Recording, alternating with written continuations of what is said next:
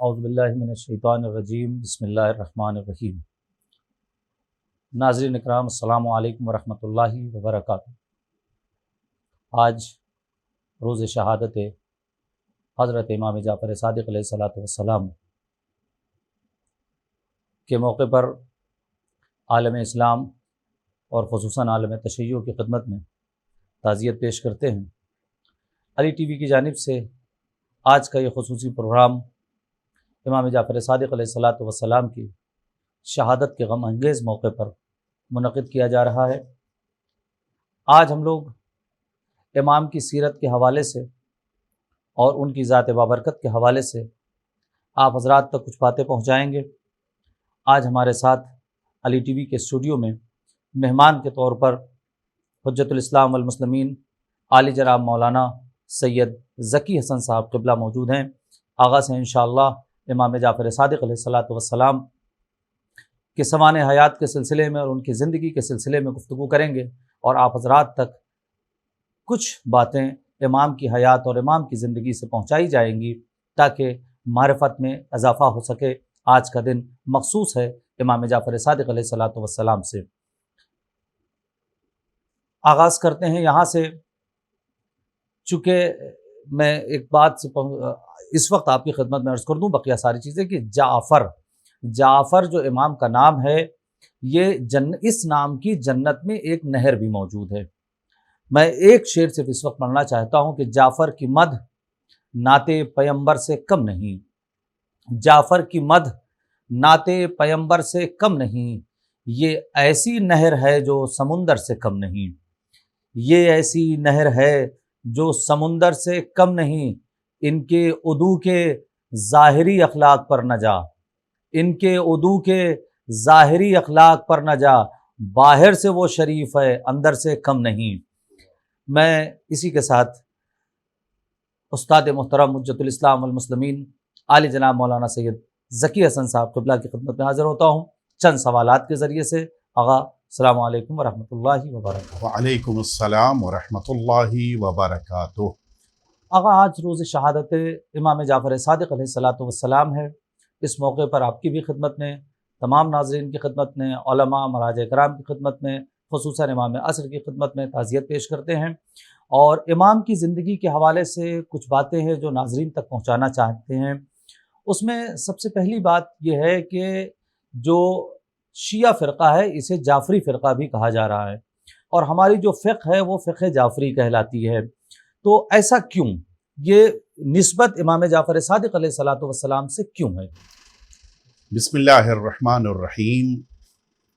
آپ نے جس طرح سے امام کی اس شہادت کے موقع پر پرسہ پیش کیا، میں بھی اپنے حصے کا یہ پرسے کا جو اہتمام کیا گیا ہے اپنی طرف سے اور آپ سب کی طرف سے اپنے آقا اور مولا سرکار ولی عصر عجل اللہ تعالی فرجہ شریف کی خدمت میں تعزیت اور پرسہ پیش کرتا ہوں۔ آپ نے جس سوال کو پوچھا ہے واقعاً بڑا اہم سوال ہے کہ ہمارے اس فرقے کو جعفری فرقہ کہا جاتا ہے۔ جی، وجہ وجہ یہ ہے کہ جس اسلام کو پروردگار عالم نے حضور ختمی مرتبت حضرت محمد مصطفیٰ صلی اللہ علیہ وآلہ وسلم کے ذریعے اس انسانیت تک پہنچایا، وہ شریعت محمدی جب آگے بڑھی تو ظاہر ہے کہ وقت گزرنے کے ساتھ جیسے جیسے مرحلے آگے بڑھے، یہ امامت کی ذمہ داری قرار پائی کہ اس شریعت محمدی کو انسانوں کے لیے بیان کریں اور انسانوں کے درمیان اسے رواج دیں۔ ہمارے چھٹے امام امام جعفر صادق علیہ الصلوۃ والسلام کو سارے اماموں کے درمیان سب سے زیادہ موقع ملا اس شریعت محمدی کو دنیا والوں تک پہنچانے کا، اور اسی بنا پر چونکہ یہ شریعت سب سے زیادہ ہمارے امام کے ذریعے لوگوں تک پہنچی، لہٰذا اس شریعت کو جعفری فقہ کہا گیا۔ حقیقتاً یہ شریعت محمدی ہی ہے، حقیقتاً وہی شریعت ہے جسے پروردگار نے نازل فرمایا ہے، لیکن چونکہ وضاحت اور زیادہ بہتر طریقے سے انسانوں کے سامنے اسے پیش کیا امام علیہ الصلوۃ والسلام نے، اس بنا پر، اور اس کی وجہ بھی تھی بقیہ اماموں کے دور میں زیادہ سختیاں تھیں، لیکن امام کے دور میں موقع زیادہ امام کو مل گیا اس شریعت کو پہنچانے کا۔ البتہ اس کے یہ معنی نہیں ہے کہ امام کے دور میں سختیاں نہیں تھیں، سختیاں ہونے کے باوجود امام نے اس شریعت کو اتنے اچھے اور عمدہ طریقے سے، میں عرض کروں آپ کی خدمت میں کہ جو امام کے ذریعے سے روایتیں نقل ہوئی ہیں، بعض روایتیں ایک راوی سے اتنی زیادہ ہیں کہ جن کی بعض تعداد 3,500-4 ہزار تک بیان کی گئی ہے۔ یعنی ایک راوی اتنی روایتیں اگر امام سے بیان کر رہا ہے تو اس کے معنی ہے کہ روایتوں کو پیش کرنے اور بیان کرنے کا امام کو زیادہ موقع مل گیا تھا۔ جی آقا، آپ نے ابھی یہ بات کہی کہ امام کو زیادہ موقع ملا اپنی بات لوگوں تک پہنچانے کا، یا جو شریعت اسلام تھی یا دین پیغمبر تھا یا جو آسمانی کتب کی گفتگو تھی، یہ ساری باتیں زیادہ موقع اس امام یعنی امام جعفر صادق علیہ السلام کو ملا، بقیہ ائمہ کو اتنا موقع نہیں ملا۔ اس کی وجہ کیا تھی کہ امام کو کیوں اتنا زیادہ موقع ملا؟ بقیہ ائمہ کو وہ مواقع فراہم نہیں ہوئے جو مواقع امام جعفر صادق کو، اس کی وجہ کیا تھی؟ میں نے ابھی جیسا عرض کیا تھا کہ آپ کی خدمت میں کہ امام کے دور میں بھی سختیاں تھیں، چونکہ امام نے 11 حکام کے دور میں زندگی گزاری ہے، جن میں سے 9 حاکم وہ ہیں جو بنی امیہ کے ہیں اور 2 وہ ہیں جو بنی العباس کے ہیں۔ یہ حکومت تبدیل ہوئی تھی۔ آپ واقف ہیں کہ تقریباً چھٹے امام صلوات اللہ وسلام علیہ کے دور میں بنی امیہ سے حکومت بدل کے بنی عباس تک آئی۔ یہ جو درمیان میں حکومتوں کا ٹکراؤ ہوا کہ جس میں مروان حمار جو آخری حاکم تھا بنی امیہ کا، وہ قتل کیا گیا، اور اس کے بعد پھر بنی عباس میں صفاح آیا برسر اقتدار۔ ان لوگوں نے حکومت کے لیے آپس میں اتنے جھگڑے کیے کہ اس درمیان ان افراد کی توجہ اہل بیت اطہار اور اس زمانے کے جو امام تھے، امام صادق علیہ السلام، ان کی طرف سے کم ہو گئی تھی۔ نتیجے میں یہ آپس میں لڑتے رہے اور دین پیغمبر کو نشر کرنے کا امام کو زیادہ موقع ملا۔ یہ اصل وجہ تھی، ورنہ سختیاں، پابندیاں، مشکلات، اور پھر میں عرض کروں آپ کی خدمت میں کہ بنی امیہ وہی ہیں کہ جنہوں نے سرکار سید الشہداء امام حسین کو شہید کیا، بنی امیہ وہی ہیں کہ جنہوں نے امام حسن مجتبیٰ علیہ السلام سے جنگ کی، حتیٰ یہ کہ ہمارے چوتھے امام سجاد علیہ السلام کو شہید کیا، امام باقر علیہ السلام کو شہید کیا۔ ان سب نے ائمہ اطہار پہ نہایت درجہ ظلم اٹھائے، لیکن یہ 9 حکمراں جو چھٹے امام کے دور میں تھے، یہ سب بڑے ظالم قسم کے تھے۔ ان میں کوئی نیک سیرت، نیک صورت ایسا نہیں تھا، بڑے خراب قسم کے تھے یہ، سوائے ایک کہ عمر بن عبدالعزیز کے۔ بقیہ سب کی تاریخ بڑی سیاہ ہے، لیکن چونکہ اپنی حکومت کو بچانے میں یہ سب مصروف رہے، لہٰذا اس بنا پر امام کے اوپر سختیاں کسی حد تک کم رہیں، اور امام مسجد پیغمبر میں منبر پہ بیٹھ کر درس کہتے تھے، اور بسا اوقات آپ کے درس سے باہر نکلنے والے افراد 3,000 کی تعداد تک بیان کیے ایک وقت میں یہ آتے تھے، امام سے درس لیتے تھے۔ اچھا، بلا تفریق مذہب و ملت، یہ بھی تو ایک آواز کا معجزہ ہوگا کہ ایک وقت میں، اس وقت مائک وغیرہ کے مسائل نہیں تھے، بہت عمدہ بات، 3,000 تک اپنی آواز کو پہنچانا، اتنے بڑے مجمع تک اپنی بات کو پہنچانا، اور پھر اس انداز میں کہ یہ سارا مجمع شریعت کو سمجھ کر اپنی بزم سے اٹھے۔ ان افراد میں جس بات کی طرف متوجہ کرانا چاہ رہا ہوں کہ یہ جو یونیورسٹی قائم ہو رہی ہے اس مسجد پیغمبر میں، اس یونیورسٹی میں کسی قسم کی پابندی نہیں تھی مذہب یا مسلک کی۔ ہر مسلک والے آ کر بیٹھتے تھے، اور ہر مکتب فکر اور ہر مذہب کے ماننے والے، حتیٰ وہ افراد کہ جن افراد کو دائرہ اسلام میں بھی داخل نہیں کیا گیا، وہ بھی آتے تھے۔ وہ افراد کے جو امام کو امام نہیں مانتے تھے وہ بھی آتے تھے، وہ افراد کے جو اہل بیت اطہار سے عقیدت نہیں رکھتے تھے وہ بھی آتے تھے، بیٹھتے تھے اور علم لے کر جاتے تھے۔ اور اسی بنا پر وہ افراد کہ جو اپنی اپنی قوم میں جا کر بڑے بنے ہیں، وہ اسی بنا پر بڑے شمار ہوئے کہ انہوں نے چھٹے امام جعفر صادق علیہ السلام سے درس حاصل کیا تھا۔ اہل بیت اطہار کا اصل امتیاز یہی ہے کہ اہل بیت اطہار کبھی بھی عطا کرنے میں کوئی بھی کسی بھی طرح کی ایسا نہیں ہو سکتا کہ ہاتھ کھینچ لیں، روک لیں، کوئی چیز اپنے پاس بچا کر رکھ لیں، محفوظ کر لیں۔ سامنے جب کوئی ظرف مل گیا، لینے والا آ گیا، تو پھر اہل بیت اطہار نے عطا کیا ہے، خاص طور سے علم کے مرحلے میں۔ اور یہی وہ موقع تھا کہ جس کی بنا پر ہمارے آقا اور مولا نے شیعیت کو رنگ دیا۔ اصل میں یہ شیعیت پروان چڑھی اور لوگوں کے درمیان ایک تشخص پیدا ہوا، وہ چھٹے امام ہی کا دور تھا، اور یہی سبب قرار پایا کہ اس فقہ کو فقہ جعفری کہا جاتا ہے۔ ٹھیک آقا، آگے بڑھتے ہیں۔ بہترین گفتگو آپ حضرات تک پہنچائی آقا نے۔ آقا، امام کی پوری زندگی نمایاں ہیں اور پوری زندگی کا ایک ایک لمحہ امام کا ہمارے لیے نمونِ عمل ہے۔ ہم اس وقت چاہ رہے ہیں کہ ناظرین کی خدمت میں امام کی زندگی کے کچھ اہم نقوش آپ بیان فرما دیں۔ پوری زندگی ان کی نمونِ عمل ہے، لیکن اس وقت کچھ اہم نقوش کم وقت میں آپ نے بہت اچھی بات پوچھی ہے اور بڑی تفصیلی گفتگو ہے، لیکن میں اس کو مختصراً عرض کر دوں کہ تھوڑا سا آپ کی لفظوں کو میں تبدیل کرتے ہوئے، دیکھیے، امام کی امامت کے لیے کچھ چیزیں ضروری ہیں۔ ہم کسی کو عقیدت میں کہہ دیں کہ یہ امام ہے تو یہ عقیدت اس کو حقیقتاً امام نہیں بنا سکتی۔ جی، کچھ ثبوت، کچھ دلیل، کچھ پروف ہمارے پاس ہونا چاہیے۔ امام کی جو امامت، سارے اماموں کی امامت کی جو دلیلیں بیان کی گئی ہیں وہ 3 عدد ہیں۔ ایک یہ کہ نص ہونی چاہیے، یعنی ما قبل کا ذمہ دار نبی یا امام اپنے مابعد والے کے لیے اعلان کرے کہ یہ امام ہیں، یہ نمائندہ پروردگار ہیں۔ دوسری اس کے لیے ضرورت اس بات کی ہے کہ جو بھی امام ہو اس کے پاس علم پروردگار ہونا چاہیے، خدا کا دیا ہوا علم ہونا چاہیے، دنیا میں کسی کے سامنے زانو ادب نہ طے کیا، یعنی جس کے پاس کسبی علم ہوگا وہ امام نہیں ہو سکتا۔ احسن تم کہ کسبی علم نہیں، وہبی ول اللہ عطا کرے، پروردگار کا دیا علم ہے تو وہ امام ہے، تبھی کسبی علم ہے تو امام کسبی نہیں۔ علم اگر انسانوں سے لیا ہے تو امام پھر امام، جس طرح سے نبی کریم اس دنیا میں آنے کے بعد اگر کسی ایک انسان سے بھی آپ کچھ سیکھیں گے تو پھر آپ نبی نہیں رہ جائیں گے، بلکہ آپ سکھانے کے لیے آئے ہیں، لہٰذا اوپر سے علم لے کر آئیں گے۔ اسی طرح سے امام معصوم بھی ہیں۔ تیسری شرط یہ ہے کہ جس کو بھی منصب امامت ملے اس کے پاس عصمت ہونی چاہیے، معصوم ہونا چاہیے، گناہوں کا تصور بھی ان کے وہاں نہیں ہونا چاہیے۔ یہ تینوں چیزیں۔ آپ کا جو سوال تھا کہ امام کی حیات طیبہ سے متعلق، تو اب یہ تینوں پہلو امام کے بالکل واضح ہیں۔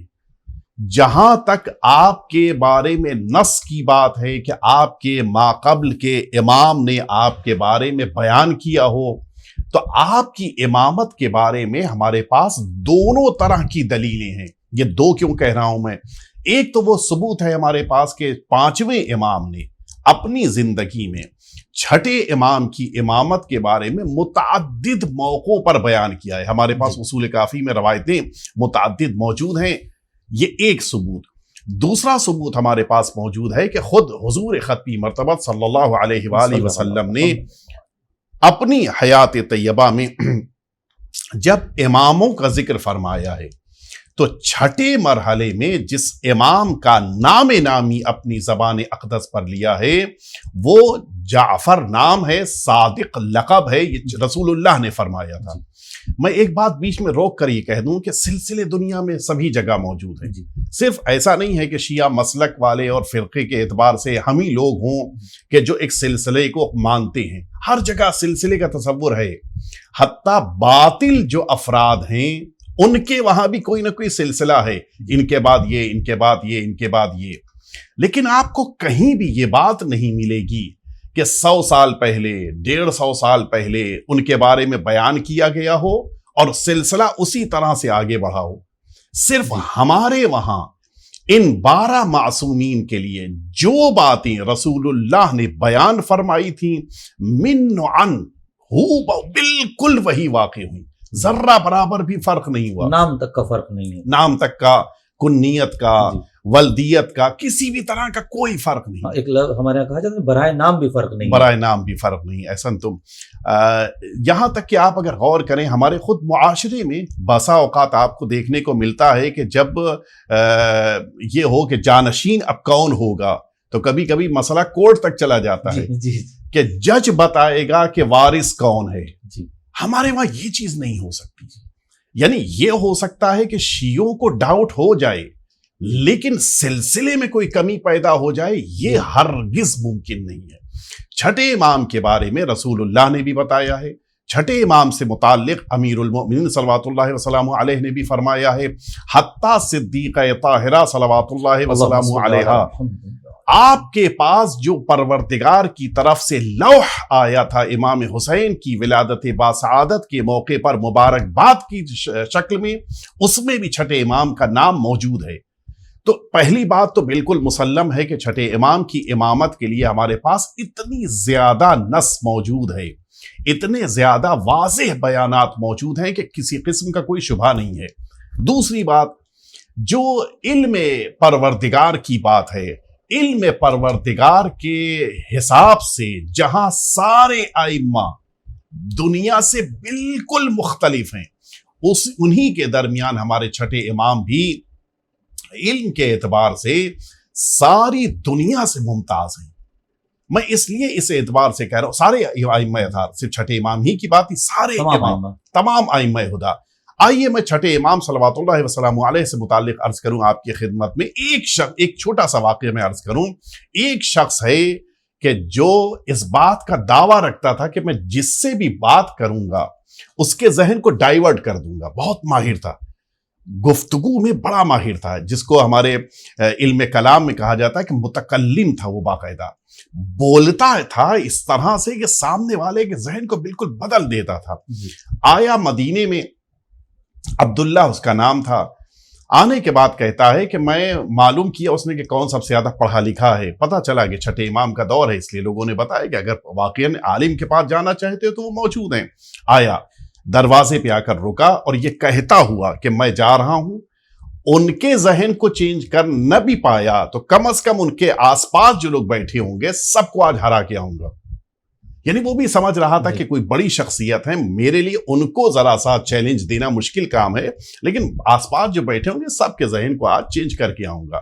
گیا اندر مناظرہ کرنے کے لیے، واپس تھوڑی دیر بعد واپس نکل آیا. لوگوں نے پوچھا خیریت کیا ہو گیا؟ کہا میں ہار گیا. اب تو علم امام دیکھیں.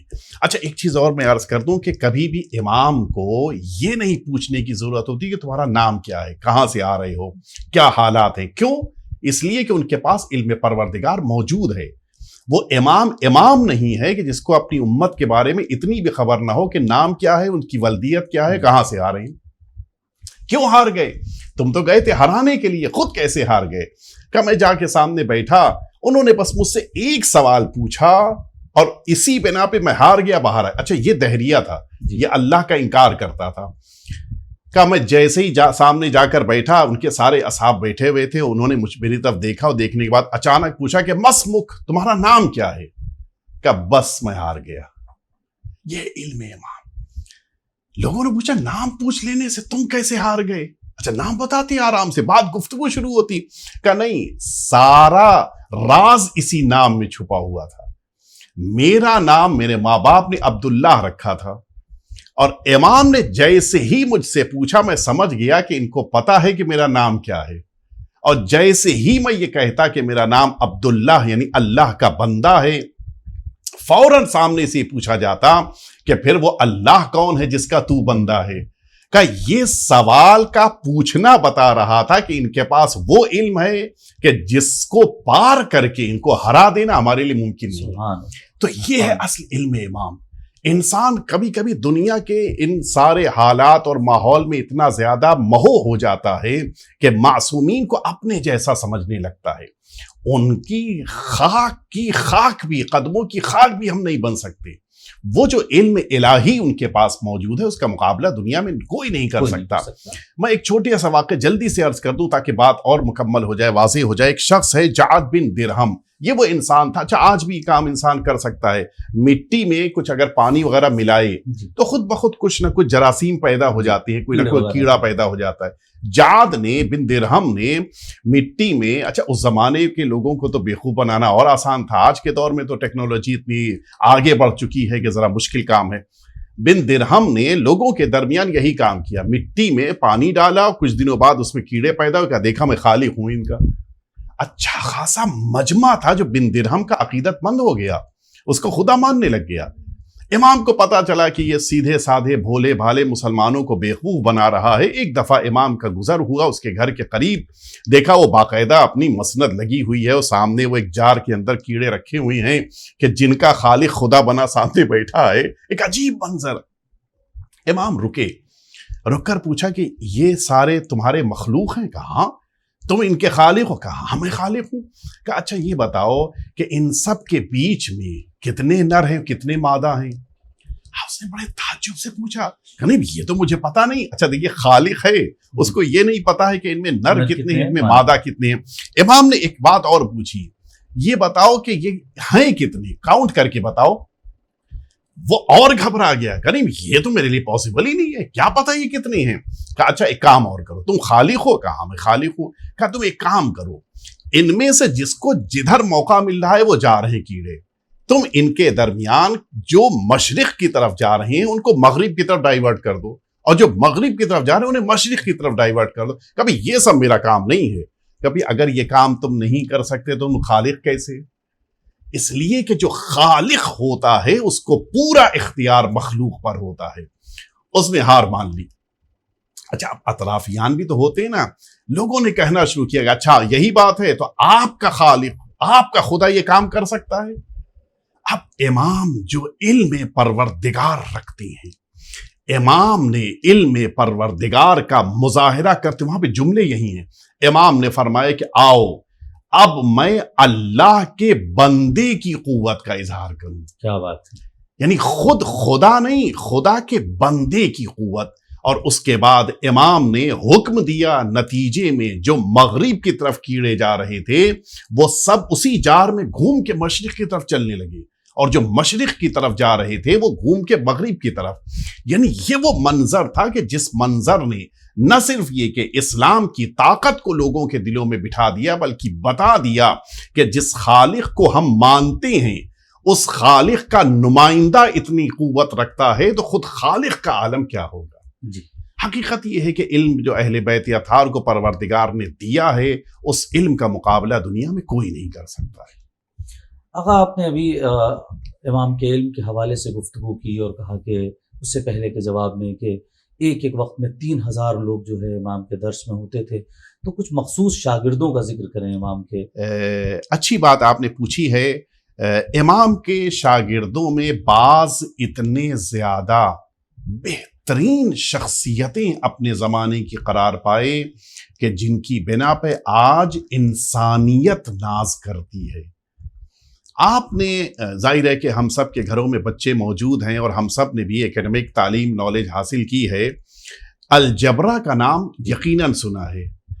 کبھی یہ ظاہر ہے کہ جب ہم بھی پڑھتے تو سب متوجہ بھی نہیں تھے کہ الجبرا میں شروع میں الف لام کہاں سے آ گیا، ورنہ الجبرا جو انگلش کا نام ہے اس میں الف لام کہاں سے آیا؟ یہ الجبرا اسی بنا پر ہے کہ اس علم کو جس نے دنیا کے سامنے پیش کیا اور اس علم سے دنیا جن کی بنا پہ آشنا ہوئی ان کا نام جابر تھا، اس لفظ جابر کی بنا پر اس پورے علم کو الجبرا کہا گیا۔ جناب جابر نے الجبرا کو دنیا کے سامنے پیش کیا اور یہ جو ان کے پاس علم آیا تھا وہ چھٹے امام جعفر صادق علیہ السلام سے انہوں نے حاصل کیا تھا۔ تو اس طرح سے امام کے شاگردوں میں اچھا جیسا میں نے بالکل شروع میں عرض کیا تھا کہ امام نے اپنی حیات طیبہ میں پوری شیعیت کو نشر کیا، فقہ اور شریعت جو اللہ کی تھی۔ امام نے طریقہ کار کیا اختیار کیا؟ یہ جو 3000 شاگرد تھے ان میں سے ہر ایک کو کسی نہ کسی موضوع میں انہوں نے ایکسپرٹ بنایا۔ کسی کو علم کیمیا میں اس کو مہارت دے دی، کسی کو علم کلام یعنی جو عقائد کے موضوعات پہ گفتگو کرنے میں اس میں مہارت دی، کسی کو لکھنے میں جیسے زرارہ وغیرہ، کسی کو لکھنے میں مہارت امام نے عطا کی۔ بعض ایسے تھے کہ جن کو امام نے نحو اور صرف میں مہارت دی۔ یہ الگ الگ میدان کے بالکل اپنے اپنے زمانے کے ایکسپرٹس تھے کہ جو امام کے شاگردوں میں تھے۔ میں اگر ایک فہرست بھی عرض کروں تو شاید اس پروگرام کا وقت اس بات کے لیے متحمل نہیں ہو پائے گا۔ میں چند نام آپ کی خدمت میں عرض کروں۔ زرارہ بن اعین شیبانی امام کے بڑے معتبر صحابی تھے۔ یہ تقریباً جو ہم تک احادیث پہنچی ہیں ان کے راویان میں جناب زرارہ شامل ہیں۔ محمد بن مسلم، یہ البتہ محمد بن مسلم بن ریاح بڑے معتبر ہیں، یعنی یہ کہیں ان کی روایت آ جاتی ہے تو پورا عالم شیعیت قبول کرتا ہے۔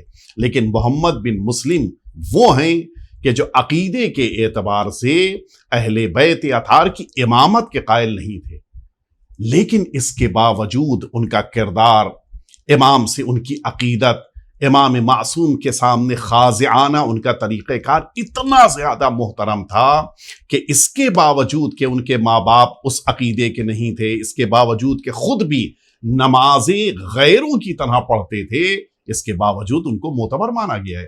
یعنی ہم یہ کہنا چاہ رہے ہیں کہ ہماری فقہ میں، شریعت میں اگر کوئی انسان محترم ہے، صحیح ہے اور عمل کی دنیا میں بھی محترم ہے اور اہل بیت اطہار کا دشمن نہیں ہے، تو پھر ایسا نہیں ہے کہ اس کی ہر بات کو، ہر اچھی بات کو بھی ٹھکرا دیا جائے۔ اس کی اچھائیوں کو لینا ہم سب قبول کرتے ہیں۔ یہ امام کا احترام امام کی حیثیت سے نہیں، استاد کی حیثیت سے کرتے تھے، اور اہل بیت اطہار سے عقیدت تھی ان کو۔ اہل بیت اطہار چونکہ اسلام میں آپ جانتے ہیں کہ سوائے ناصبی فرقے کے سب کے وہاں اہل بیت اطہار سے محبت اور مودت واجب ہے۔ وہ ایک فرقہ ہے کہ جو اصلاً اسلام کا فرقہ ہی نہیں ہے، آج بھی جو ظلم ڈھا رہے ہیں یہ اہل بیت اطہار کے چاہنے والوں پر، یا حتیٰ اہل بیت اطہار کے مزاروں پہ ظلم ڈھا رہے ہیں، یہ اہل بیت کے چاہنے والے یا رسول کے چاہنے والے نہیں ہو سکتے۔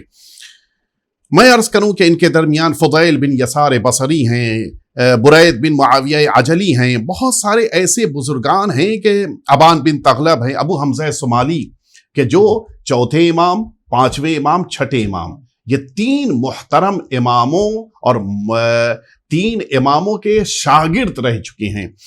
یہ جو آپ نے ایک لفظ سنا ہوگا، ظاہر ہے کہ آپ ماشاءاللہ سے صاحب علم ہیں، ہمارے وہاں اصحاب اجماع کچھ ایسے 18 راویان ہیں کہ جن 18 راویوں کا نام اگر کسی روایت میں آ جاتا ہے تو ان کی اس روایت کو قبول کیا جاتا ہے، پھر کوئی اس میں مناقشہ نہیں ہوتا۔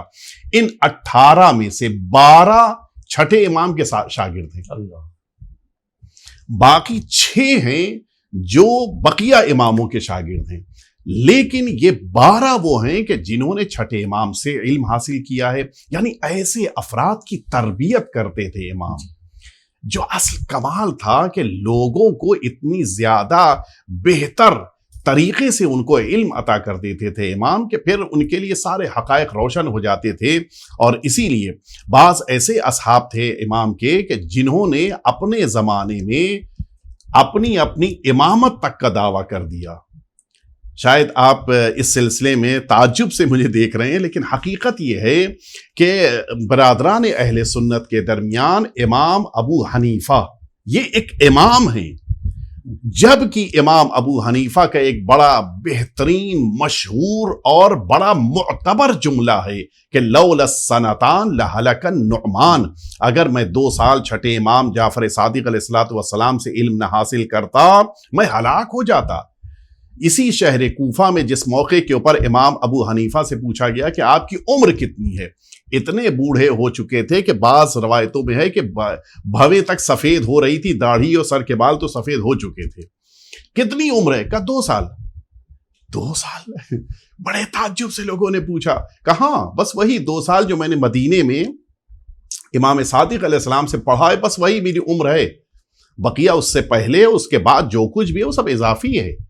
تو وہ اس بات کے قائل تھے کہ میرے پاس جتنا علم ہے وہ خود اللہ کے نمائندے چھٹے امام سے لیا ہوا ہے۔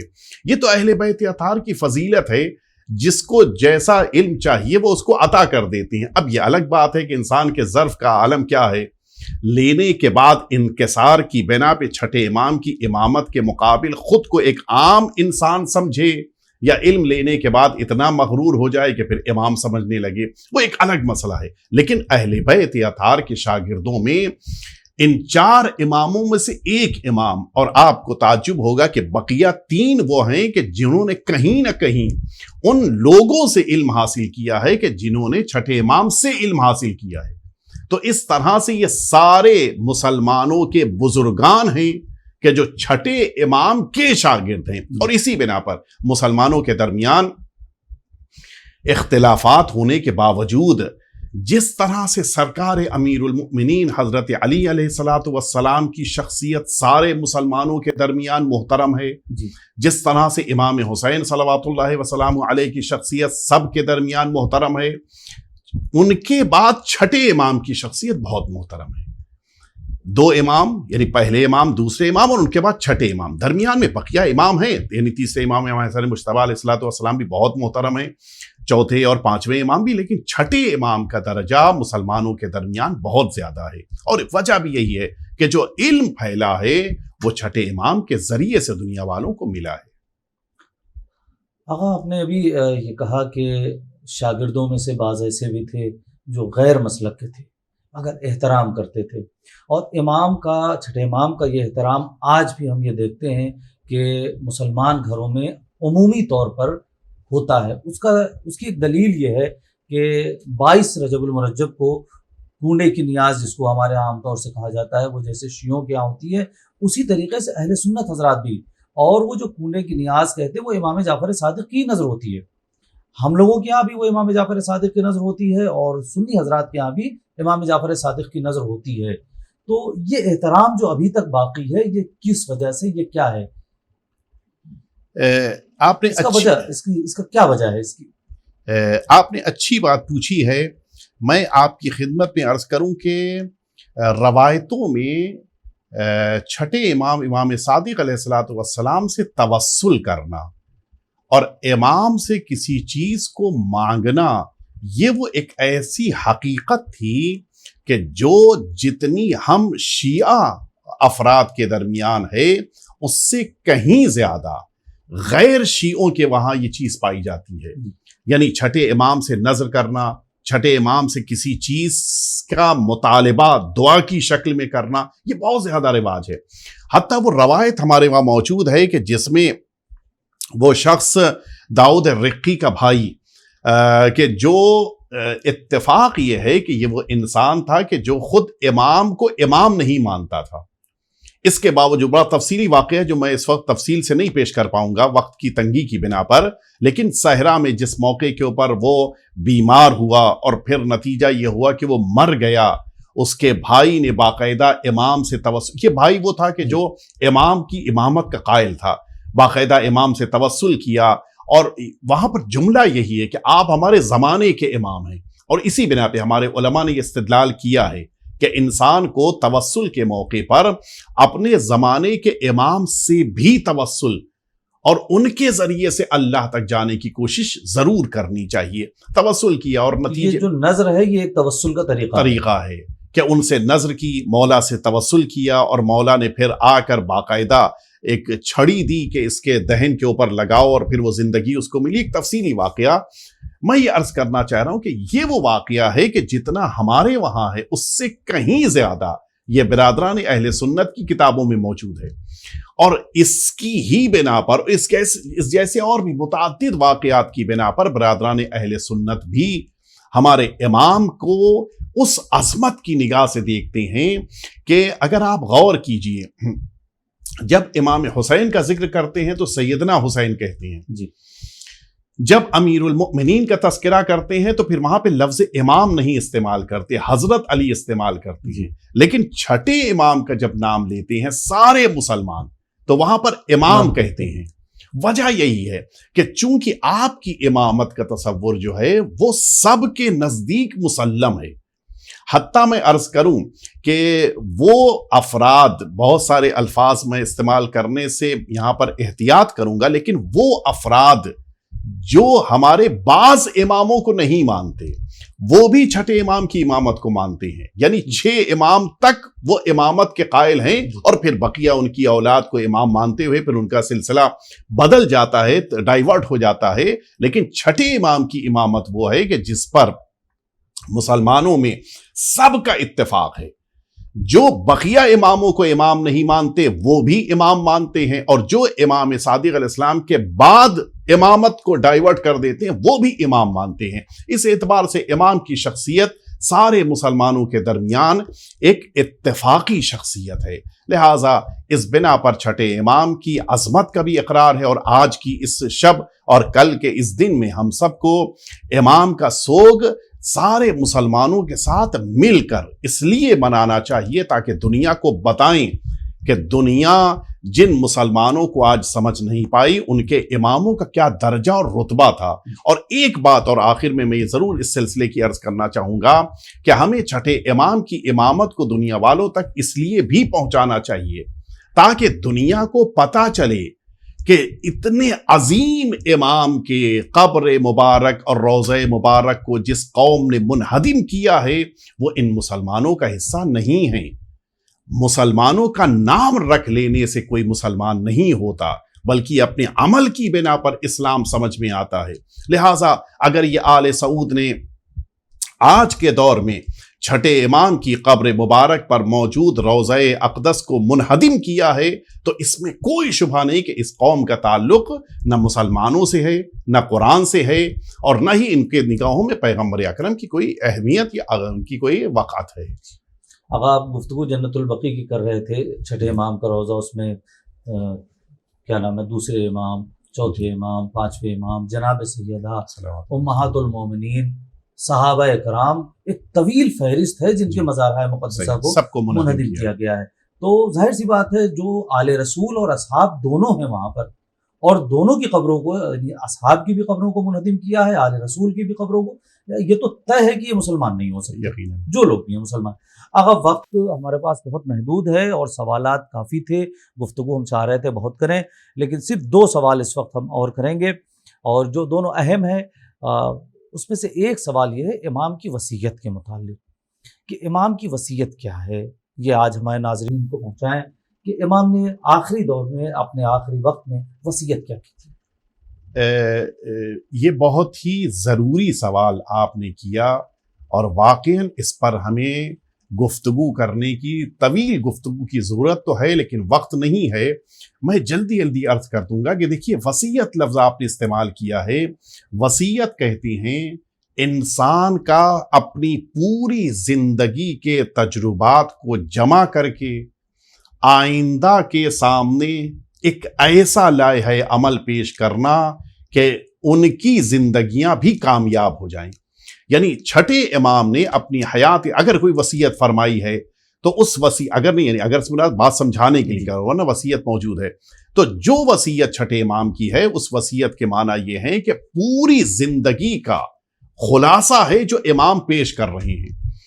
متعدد روایتوں میں امام کی یہ بات موجود ہے، مثلا 7ویں امام نے بھی اس بات کو بیان کیا ہے، حتیٰ چھٹے امام کی زوجہ جو 7ویں امام کی والدہ ماجدہ ہیں انہوں نے بھی بیان کیا ہے، حتیٰ چھٹے امام کی کنیز نے بھی، یہ متعدد ذریعوں سے یہ جملہ نقل ہوا اس لیے میں عرض کر رہا ہوں، انہوں نے بھی یہ بات نقل کی ہے کہ جس موقع کے اوپر مولا حیات طیبہ کا آخری وقت ہے، یعنی یہی شب یا روز آ چکا ہے وقت جس موقع کے اوپر مولا بالکل شہادت قریب ہے، آپ نے اپنے اصحاب، اپنے پورے گھر کو جمع کیا، ساری اولاد، سارے بچے گھر کے، سارے بھائی، اور پھر اس موقع کے اوپر آقا نے ایک جملہ فرمایا تھا کہ لا تنال شفاعتنا من استخف بصلاته، لن بھی آیا ہے، لن تنال شفاعتنا بھی آیا ہے، لا تنال بھی آیا ہے۔ ترجمہ یہ ہے کہ آقا فرماتے ہیں کہ ہم اہل بیت کی شفاعت ان لوگوں کو نہیں مل سکتی ہے جو نماز کو خفیف اور ہلکا سمجھی۔ اس کے معنی ہے کہ امام نے پوری اپنی زندگی کے نچوڑ کے طور پر جو جملہ فرمایا ہے وہ نماز کی اہمیت کو اجاگر کیا ہے۔ اچھا یہ بات بھی واضح ہے، امام کے اس حکم کے بعد اب جتنے افراد بھی نماز کو اہمیت کی نظر سے دیکھیں گے، وہ کیوں؟ اس لیے کہ آقا نے فرمایا ہے، اس لیے کہ امام نے فرمایا ہے، یعنی اس کے معنی ہے عقیدہ اہل بیت سے لیں گے، عمل نماز کی شکل میں سامنے آئے گا۔ ان دونوں کا جب اجتماع ہوگا تو پھر اہل بیت اطہار کی شفاعت بھی ملے گی۔ اور پھر بعض روایتوں میں ہے کہ آقا نے آخری وقت میں الصلاۃ الصلاۃ الصلاۃ یہ کلمات 3 دفعہ اپنی زبان پہ جاری فرمائے، اور پھر اسی کے بعد آپ نے کلمہ شہادت کو جاری کرتے ہوئے دنیا کو خیر آباد کہا۔ یعنی امام کی حیات طیبہ کا سب سے اہم پیغام یہی ہے نماز، کہ اگر چھٹے امام کو امام مانا ہے، اگر اہل بیت اطہار کی شفاعت سے امیدیں وابستہ کی ہیں، تو اس نماز کو نہ ترک کیا جائے نہ اس کو ہلکا سمجھا جائے۔ بس آخری سوال اس سلسلے میں کہ امام کی شہادت کیسے ہوئی؟ چونکہ آج روز شہادت ہے، چاہتے ہیں کہ ناظرین تک پہنچا دیں، جو لوگ بھی علی ٹی وی اس وقت دیکھ رہے ہیں، امام کی شہادت کیسے ہوئی؟ روایتوں میں ذکر ہے سن 148 ہجری قمری میں یہ جو بنی عباس کا دوسرا ظالم حاکم تھا صفح کے بعد، منصور توانیقی، مختلف موقعوں پر اس نے امام کو بلایا، اور جب ظاہر ہے کہ ہر حاکم یہ کوشش کرتا ہے کہ ساری رعایا کو اپنا محکوم بنائے، امام کو کون محکوم بنا سکتا ہے، امام پر کون حکومت کر سکتا ہے؟ لہٰذا اس کے دل میں اب یہ کینہ اور یہ حسد اور یہ ایک احساس پیدا ہوا کہ ان کی امامت جب تک ہے تب تک میں حکومت نہیں کر پاؤں گا، جبکہ وہ بھول گیا کہ یہ امامت اللہ کی عطا کی ہوئی ہے۔ ایک شمع کو اگر گل کر دیا جائے تو دوسری شمع روشن ہے، یعنی سلسلہ امامت باقی ہے۔ یہ حکومتیں ہیں جو بدلتی رہتی ہیں، آتی جاتی رہتی ہیں، مٹتی اور بنتی رہتی ہیں، امامت تو باقی رہنے والی ہے۔ منصور دوانیقی نے جو اس کا اس مدینے کا حاکم تھا محمد بن سلیمان، روایتوں میں ہے کہ اس کے پاس انگور بھیجا، اور بعض روایتوں میں ہے کہ اس کے پاس زہر بھیجا کہ اس زہر سے انگور کو آلودہ کرو۔ ہمارے علماء نے اس کو زیادہ معتبر مانا ہے کہ زہر بھیجا تھا، اس لیے کہ اس زمانے میں اگر انگور بھیجا جائے گا تو خراب ہو جائے گا۔ یہ انگور کا زہر بھیجا گیا، اور جس موقع کے اوپر مدینہ طیبہ میں محمد بن سلیمان کے پاس آیا، اس نے امام کو بلایا، زہر آلود انگور امام کو دیے، امام نے حکم پروردگار کی بنا پر اس انگور کو نوش فرمایا، اور پھر اپنے بیت الشرف واپس آئے۔ بڑا سخت روایتوں میں ملتا ہے کہ بڑا سخت یہ زہر تھا، کہ جس کی بنا پر امام کے بدن میں شدید تکلیف تھی، بے چینی اور اضطراب کا عالم تھا۔ امام نے رات بھر بے چینی کے ساتھ گزاری، اور بعض روایتوں میں ہے کہ اپنے بیٹے کو بار بار بلاتے تھے، ساتویں امام کو بار بار بلاتے تھے، اپنے پاس بٹھاتے تھے۔ اچھا پھر شفقت بھی، محبت بھی، اپنے بیٹے کو رخصت کر دیتے تھے، جاؤ بیٹا کچھ دیر آرام کرو، پھر بلا لیتے تھے۔ یعنی بیٹے کو رات بھر تکلیف میں دیکھنا بھی امام برداشت نہیں کر پا رہے تھے، اور امام اپنے بیٹے سے جدا ہوں یہ بھی امام کے لیے مشکل ہو رہا تھا۔ بار بار اپنے بیٹے کو بلاتے تھے، پھر بھیجتے تھے، پھر اور وصیتیں کرنا، سارے لوگوں کا خیال رکھنے کے لیے کہنا، مستقل ساری رات امام نے اسی بے چینی کے عالم میں اضطراب اور کرب میں گزاری۔ صبح جب نمودار ہوئی تو امام نے اس دنیا کو خیر آباد کہا۔ ایک بات میں عرض کروں، اس وقت چونکہ امام کے درس کا شہرہ بہت زیادہ تھا، تقریباً مدینے کے سارے گھروں میں کوئی نہ کوئی ایسا ضرور تھا جو امام کا شاگرد تھا۔ سب رو رہے تھے، سب فریاد کر رہے تھے، سب چیخ رہے تھے کہ میرے آقا، میرے استاد، میرے سرور رخصت ہو گئے۔ ایک عجیب مدینے کی کیفیت بیان کی گئی ہے۔ اور پھر جب امام کا جنازہ اٹھا ہے تو عالم یہ تھا کہ لوگ کاندھا دینے کے لیے موقع لوگوں کو نہیں مل پا رہا تھا، اتنا مجمع تھا، امام کے شاگرد سارے جمع تھے۔ لیکن ایک جملہ کہنے کو دل چاہتا ہے، حقیقت یہ ہے کہ اہل بیت اطہار کی شخصیتیں بڑی مظلوم ہیں۔ کل امام کے جنازے میں اتنا مجمع تھا، اور آج امام کی قبر کے اوپر کھڑے ہو کے زیارت پڑھنے کی بھی اجازت نہیں ہے۔ یعنی کوئی اگر امام کی قبر مبارک پہ کھڑے ہو کے زیارت بھی پڑھنا چاہتا ہے تو اس کو اذیتیں دی جاتی، مارا جاتا ہے۔